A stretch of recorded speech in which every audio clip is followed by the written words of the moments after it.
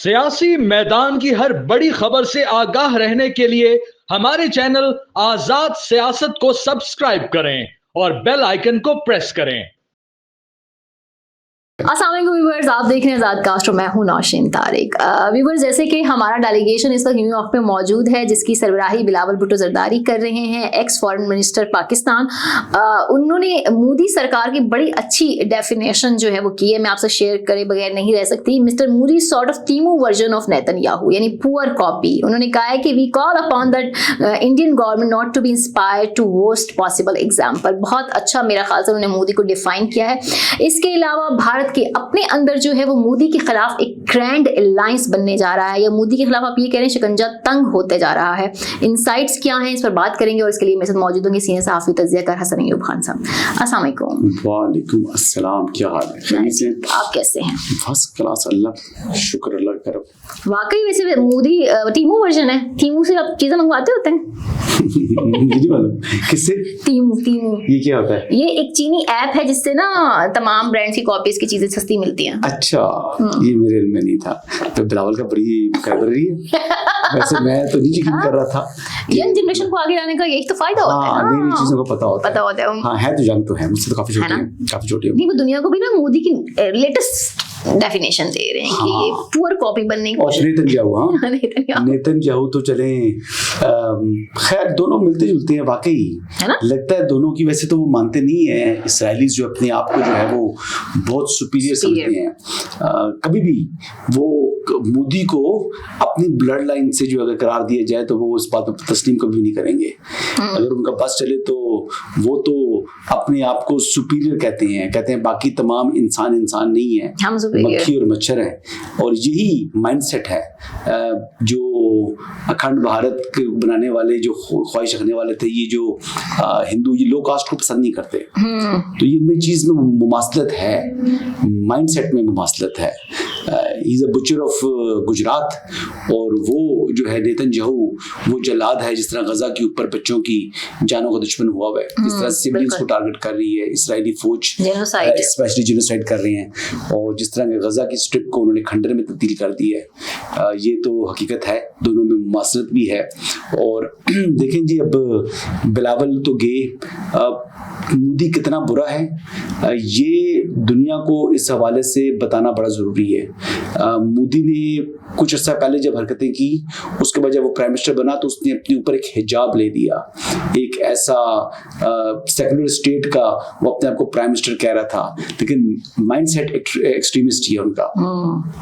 तो मोदी बिल्कुल जी उसको एक्सपोज करना जरूरी भी है। हिंदुस्तान का जो माइंडसेट है, जो वहां पर बढ़ते रुझानात हैं, वहां पर होने वाले मजालिम मुसलमानों के साथ, ये भी एक्सपोज करने की जरूरत है। और जिस तरह उन्होंने पाकिस्तान में सिविलियंस को टारगेट किया और जिस तरह अपने आप को एक मिनी सुपर पावर के तौर पर प्रोजेक्ट कर रहे थे, वो जिस तरह उनके गुरूर को मलियामेट किया हमने, तो वो चीज भी दुनिया को बताने की जरूरत है जी, और बता रहे हैं हम इंशाल्लाह। और जैसे कि आपने कहा ना कि सेकुलर का उसने निकाब ओढ़ा है, और ये सेकुलर का निकाब इनके अपने अखबार नेशनल हेराल्ड ने कैसे उठा दिया है, जो ये मुसलमानों के खिलाफ करने जा रहे हैं, उनकी मजहबी आजादी को महदूद कर रहे हैं। उत्तर प्रदेश वाले की बात कर रहे हैं। जी जी जी, योगी आदित्यनाथ जो के मुख्यमंत्री हैं उत्तर प्रदेश के, कह रहे हैं कि कुर्बानी नहीं कर सकते, नमाज नहीं पढ़ सकते। गाय, ऊंट और दीगर जानवरों की जो कुर्बानी है उसमें मुकम्मल पाबंदी है। खुली जगहों पे नमाज भी नहीं आप पढ़ सकते। सख्त अहकाम जारी कर दिए जनाब। इम्प्लीमेंट नहीं होगा इंशाल्लाह। ये मुसलमान कभी भी नहीं मानते कि ये देखिए ना, सुन्नत इब्राहिमी है, ये एक किस्म की ऑब्लिगेशन है मुसलमान की ऊपर। और ये हजरत इब्राहिम अलैहिस्सलाम की जो उन्होंने कुर्बानी दी अपने बेटे को ज़बह करने के लिए, छुरी तो चला दी थी, वो तो अल्लाह के हुक्म से बेटे की जगह जो है वो दुम्बा आ गया। तो ये तो अल्लाह का हुक्म था, वरना उन्होंने तो जो कुर्बानी देनी थी वो दे दी। और जो उनके बेटे ने भी कुर्बानी अपने वालिद को कहा और अल्लाह के हुक्म के सामने जो सर अपना झुकाया, ये तो क़यामत तक अल्लाह ताला ने इसको मिसाल बनाना है और निशानी बनाना है और सुन्नत बनाया नहीं, सेकुलर स्टेट होने की वजह से इनकी तो अपने खुद की कानून ये चीज इस पर इम्प्लीमेंट नहीं किया जाएगा। आप देख लीजिएगा, ये हुक्म हवा में उड़ा देंगे, और ये हुक्म भी गैर कानूनी, जिसको चैलेंज करना चाहिए मुसलमानों को। बिल्कुल, अभी दिन है, इसको चैलेंज करें। मुतलका हाई कोर्ट के अंदर या इसको वहां की सुप्रीम कोर्ट के अंदर चैलेंज करें। जिस तरीके से चैलेंज कर सकते हैं इसको चैलेंज करें और उस ऑर्डर को सेट असाइड कराएं। इस जो एग्जीक्यूटिव ऑर्डर होगा ना, उस एग्जीक्यूटिव ऑर्डर को सेट असाइड कराएं। लेकिन ये ट्रू फेस है जो एक्सट्रीमिस्ट माइंडसेट है इंडिया के अंदर। अल्लाह का शुक्र है कि 2 कौमी नजरिए के तहत हमें एक अलग मुल्क मिल चुका है, वरना हम भी इसी किस्म की मुश्किलात से दो चार होते अगर यहाँ पर हिंदू राज होता। बिल्कुल, अगर हिंदू राज होता तो हमने भी हिंदू राज की चक्की में पिसता था। तो वहां के मुसलमानों के लिए आई एम फीलिंग सॉरी। और कई वो घटिया अदनान समी खान टाइप के लोग हैं, वो जिस किस्म की वो गुफ्तगू कर रहा था, मेरा कुक था, वो खाना बनाता था, इस तरह का पूरी कहानी सुनाई। और फिर उसने कहा जी कि वो फिर एक दिन धाड़े मार कर रोना शुरू कर दिया कि बेटा जहाज पर गया, शहीद हो गया। और बेगैरत आदमी जिनके औलाद शहीद होती है वो अपने वालिदैन को भी साथ जन्नत में लेकर जाएंगे। तुम कौन सी दुनिया में रहते हो? वो तो बहुत बड़ी एक सादत है, शहादत। और शहीद की जो माँ होती है उसका क्या दर्जा है जी? और वो माँ कितनी खुशनसीब है जिसने ऐसे बेटे को पैदा किया जो अल्लाह की राह में जाकर शहीद हुआ। तो ये तो बेगैरत आदमी है अदनान समी खान। ये इस किस्म का घटिया आदमी, ये पाकिस्तान में पला बड़ा, खाया पिया, पाकिस्तान सब कुछ पाकिस्तान से मिला। बस वहां जाकर जनाब पैसों के चक्कर में वहां पर वो मर गया। वहां पर वो कौन सा होता है जी, वो जो अदालत टाइप की, अवाम की अदालत नाम है क्या? आपकी अदालत में, हाँ, रजीश शर्मा के शो में वो था। शक्ल पर देखो उसकी जो है नौसत आ चुकी है। अच्छा, इससे वो पूरा वो लिपोसक्शन करा के पतला हुआ था, फिर मोटा हो गया। आप ये सोचिए ना, जो मैं उनकी ना मदर से, उनके भाई से मिल चुकी हूँ पर्सनली, जुनैद से। हाँ जी, हाँ, मैं पुराना जानता हूँ। आप सोचें, जो अपनों का ना हुआ, औलाद का ना हुआ, अपनी धरती का ना हुआ, वो इंडिया वालों का भी क्या नहीं होगा? ये वहां पर अब क्या अपने भाई के साथ रब्ता तो उसका है होगा, लेकिन अब आप सोचे ना, वो तो 20 साल हो गए ना इंडियन नेशनलिटी लिए। हाँ, नेशनलिटी लिए 20 साल हो गए। मैं बता रहा हूँ ना, जकरिया और जुनैद, जकरिया खर, ये हिना रबानी के कजन है। बेसिकली जो इनके अरबी खर हैं, उनकी मिसेस और अदनान समी की वालदा दोनों सगी बहनें हैं। ये खाला के बेटे हैं। तो I know them when we were young, मैं तब से जानता हूँ उनको। मेरी जुनैद से 2-3 मुलाकातें मैक्सिमम, जकरिया से बहुत मुलाकातें, तो that's how I know family. हाँ, इनके फादर ने भी मेरे ख्याल से एयरफोर्स में सर्व किया हुआ है, लेकिन खैर क्या कह सकते। चलिए, मोदी सरकार के खिलाफ जो है ना, वो शिकंजा जो है वो कसने जा रहा है और ग्रैंड अलायंस बन चुका है। और वो ये कह रहे हैं कि या तो हमें वजह बताओ, या शिकस्त को कबूल करो, या फिर इस्तीफा दे दो। आपको क्या फ्यूचर लगता है मोदी का? मोदी का फ्यूचर तो तबाह हो चुका है ना।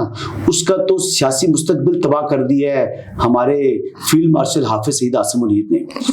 वो जिस तरीके से वो समझ रहा था कि पाकिस्तानी सेना जो है वो आगे से रिएक्ट नहीं करेगी, पाकिस्तान रिएक्ट नहीं करेगा, वो उनको पता नहीं किसी ने को गलत मालूमात दी हुई थी कि पाकिस्तान जो है उसके पास ना बम है, ना उसके पास चीजें हैं, ना पेट्रोल है, ना शेल है। वो हमारे ही साइड से लोगों के बयानात सुनकर ना वो समझ रहा था कि पाकिस्तान रिएक्ट नहीं करेगा। पाकिस्तान ने जब रिएक्ट किया तो घुटनों पर ले आए। और ये जिस तरीके से उनको नुकसानात हुए हैं, अब वहां के लोग आहिस्ता आहिस्ता सवालात उठा रहे हैं। और मोदी को जो मसला आना है ना, वो ग्रैंड अलायंस से तो मसला होगा ही होगा, उसको इंटरनली बीजेपी से मसला स्टार्ट हो पड़ा जी। हाँ। आप ये देख लें कि बीजेपी ने उसके बारे में बातें शुरू कर दी हैं, जो उसका अपना बेस कैंप फैल गया है, उसका बेस कैंप फैल गया है। तो मोदी के लिए आइंदा की सियासत जो है वो बहुत मुश्किल है। हर दिन उसकी हजीमत में इजाफा होगा। और एक बार मर्तबा जब गिरना शुरू करते हैं ना, जब डिक्लाइन स्टार्ट होता है, फिर लोग उसको उठने नहीं देते। दुनिया में बड़ी जालिम है। इक़्तिदार जो है ना, वो हर की कमजोरी है। बाप बेटे का नहीं रहता, ये बात बेटा बाप का नहीं रहता। तो बात ये है, Modi no one will show any mercy to Modi. I am telling you, ये राजनीति है। ये मुख्यमंत्री की जो है ना वो जंग है, नहीं प्रधानमंत्री की जंग है। प्रधानमंत्री की जंग है। तो ये मुख्यमंत्री तो रह चुके हैं, प्रधानमंत्री भी तीसरी बार बने हैं। अब प्रधानमंत्री कहते हैं कि ना चलना, अब हमें आने दे, अब हमें आने दे। अच्छा, इनके भारतीय जनरल जो है वो अनिल चौहान, जिनके वहां पर इस्तीफे के वो कहा जा रहा है, उन्होंने ही एक एतराफ किया है कि ऑपरेशन सिंदूर के दौरान ना फौज का 15% वक्त तो जाली खबरों में जाया हुआ। देखिए, ये प्रोपेगेंडा वॉर है। ये प्रोपेगेंडा वॉर में उनकी फौज शामिल थी। ये बात कहना कि जाली खबरों में ज़ाया हुआ नहीं ज़ाया हुआ। अच्छा। ये जानबूझकर एक सोचे समझे मंसूबे के तहत इन्होंने ये प्रोपेगेंडा किया। अब एक फेस ले रहे, फेस सेविंग करा रहे हैं। वो जो टेलीविजन है उनका, वो इनकी हुकूमत से, इनकी अफवाज से बात नहीं है जी, बिल्कुल। तो जाली खबरें इनके कहने पर चली हैं। अच्छा जी, अपनी जो अफवाज का मोरल हाई करने के लिए कि जनाब नेवी जो है वो कराची के अंदर घुस चुकी है, फलां हो चुका है, पाकिस्तान के अंदर बगावत हो चुकी है, पाकिस्तान के अंदर जो है हुकूमत का तख्ता जो उल्टा जा रहा है, आसिम मुनीर की फैमिली जो है वो मुल्क छोड़ जा चुकी है, ये बातें कर रहे थे ना। वजह क्यों कर रहे थे? वो कह रहे थे कि हमारी जो फौज है, हमारी जो फौज है उसका मोरल हाई रहे। वो क्या हाई रहे? वो अपने लोगों ने कल लानते दी आपको, आप जिल्लत और रुसवाई आपने समेटी है, आप मार्का हक में नाकामी तो अपनी जगह, आपके झूठ ने आपके ऊपर से एतमाद खो दी है। अब कोई बंदा, देखिए इंडियंस इतने झूठे हैं, इतने झूठे हैं कि आप इनकी किसी बात पर यकीन नहीं कर सकते। तो मैं क्या कहूँ। अच्छा जी, कांग्रेस ने जो है वो G7 सरबराही में जो है भारत की अदम शिरकत को बड़ी सफारती नाकामी करार दे दिया है। तो दुरुस्त किया, ये बात सच है। इन्विटेशन नहीं आया G7 में, और आपको देखेंगे आप किस तरीके, मैंने कल भी ये बात की थी आपसे कि जब आप स्टेट टेररिज्म कर रहे हो और आपकी सरपरस्ती में कनाडा के अंदर कैनेडियन शहरी को कत्ल किया जा रहा हो और फिर उसके एविडेंस भी आपके सामने ला के रखती हो और फिर आपने उस पर कोई ना माफी मांगी हो ना आपने कोई कार्रवाई की हो, तो फिर आपको ऐसे ही करेगा ना। वो क्यों करके आपको बुलाएंगे, वो क्यों करके आपको बुलाएंगे, और आपको बुलाने की वजह को एक बताते ना मुझे कि बिल्कुल जी अब इनके लिए ये मामलात जो हैं वो खराब हो चुके हैं, खराब होते जाएंगे और आने वाले दिनों में मेरे ख्याल के मुताबिक इनके लिए ये मसाइल जो है वो मजीद बढ़ेंगे और मुख्तलिफ ममालिक भी इनसे अब डिस्टेंस करेंगे। अब ये देख लेना कि कोलंबिया ने जिस तरह तस्दीक की इनकी, तो कोलंबिया तस्दीक कर रहा है तो कनाडा छोड़ेगा, और कोलंबिया का तस्दीक कर रहा है तो यहाँ पर खत्ते के अंदर और ममालिक भी जो मलेशिया वगैरह हालांकि बड़े अंडर कंट्रोल है इनके, लेकिन वो भी अब शायद मेरे ख्याल से अपनी सेंट का, अपनी राहों का खुद तयन करेंगे। इंडोनेशिया, मलेशिया, इवन फिलिपाइंस, ये वो ममालिक थे जो खास तसल्लुत के अंदर थे। मेरे ख्याल से इट्स अबाउट टाइम के लोग बाहर निकलेंगे। अच्छा, लास्ट चीज मैं आपसे वो डिस्कस करना चाहूंगी, जैसे आपने कहा झूठ, इनका झूठ रुक नहीं रहा। आदित्य राज जो है इनके जर्नलिस्ट और बाकी जर्नलिस्ट भी, उनके ट्वीट्स आ रहे हैं। अच्छा, वो ये कह रहे हैं कि पाकिस्तान की जानिब से जो डॉजियर जमा करवाए गए ना उसके मुताबिक, तो हमारी नॉलेज से भी ज्यादा वो इस बात को एक्सेप्ट कर रहे हैं कि उनका बहुत नुकसान हुआ है। और बरखा दीदी भी कुछ ऐसे ही ट्वीट करती फिर रही हैं। मतलब ये अभी भी अपने लोगों को बेवकूफ बनाने का इनका सिलसिला जारी है। हमारे पाकिस्तान का बहुत नुकसान हुआ है। हाँ, मतलब कह रहे हैं कि पाकिस्तानियों ने जो डोजियर्स दिए हैं ना उसमें उन्होंने एक्सेप्ट किया है कि उनका बहुत नुकसान हुआ। पाकिस्तान ने एक्सेप्ट किया। हाँ, पाकिस्तान ने बकवास कर रहे हैं। हमारा कोई भी नुकसान नहीं हुआ। हमारे तमाम के तमाम जो एयर बेसिस पर मेन हमला हुआ है ना, हमारे जो दिफाई नुकसानात की बात करें, दूसरा तो नुकसानात हमने दिखा दिए जो बिल्डिंग्स उन्होंने जिन टारगेट किए हैं, जो हमारे एयर बेसिस पर किया है, तो पाकिस्तान एयरफोर्स के तमाम असासे जो है महफूज रहे हैं। ये स्टेटमेंट हमने दी है और ये हमारी स्टेटमेंट दुरुस्त है, क्योंकि वही नूर खान एयर बेस है, उससे आप देख लें कि प्राइम मिनिस्टर वगैरह ट्रैवल कर रहे हैं, मुख्तलिफ जगहों पर जा रहे हैं, तो ऐसी बात तो नहीं है। वो एयर बेस तो इंटेक्ट है। और कहाँ पर है ये? पिंडी में। घरों के ऊपर खड़े हो तो नजर आ जाती है। ठीक है, तो वो एयर बेस ऐसी कोई छुपने वाली जगह है नहीं। हाँ, ऑफ कोर्स। तो विद इन सिटी जो है ना, वो तो आजकल गूगल अर्थ में आप जाकर देख लें तो वहां से चीज नजर आ जाती है। कौन सी दुनिया में रहते हो यार, वो कौन सी दुनिया में रहते हो बरखा दत्त? गूगल अर्थ इस्तेमाल कर लो। बरखा दीदी आप भी जो है ना वैसे कुछ चवल है। बरखा दीदी आप अपनी आवाम को बेवकूफ बनाना छोड़ दे। पागल। चलें, thank you Hasan, thank you very much. So we बस मजीद इनसाइट्स तक लिए मैं इजाजत दीजिए। अल्लाह हाफिज।